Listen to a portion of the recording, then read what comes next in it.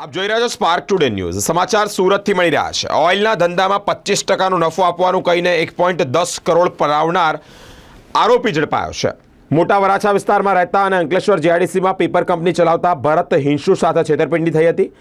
ભરત હિંસુને 2022માં દિનેશ પાડલિયા થકી પ્રવીણ ભાલોડિયા સાથે સંપર્ક થયો હતો। પ્રવીણ વડોદરા એટલાન્ટિસ ઇન્ડસ્ટ્રીમાં ઓઇલનો વેપાર કરતો હતો। પ્રવીણે ફરિયાદી ભરત હિંસુને ઓઇલનો ધંધો કરવાની સલાહ પણ આપી હતી। ઓઇલના ધંધામાં વાર્ષિક 25% નફો છે તેમ કહી પ્રવીણે ભરતની હિંસુ પાસેથી 1.10 કરોડ રૂપિયા ટુકડે ટુકડે લીધા હતા। ફરિયાદીએ આ રકમ 24 મહિનામાં આપવાનો વાયદો પણ કર્યો।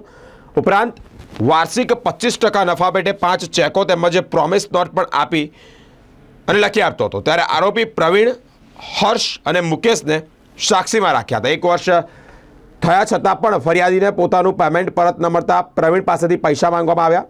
પ્રવીણ પૈસા ન આપતા જ ફરિયાદીએ પોતે છેતરાયો હોવાની પ્રવીણ ભાલોડિયા, હર્ષ ભાલોડિયા, મુકેશ પાંચાળની સામે ઉત્તરાયણ પોલીસ સ્ટેશનમાં ફરિયાદ નોંધાવી હતી। ઉત્તરાયણ પોલીસે આ સમગ્ર મામલે પ્રવીણ ભાલોડિયાની ધરપકડ કરી છે।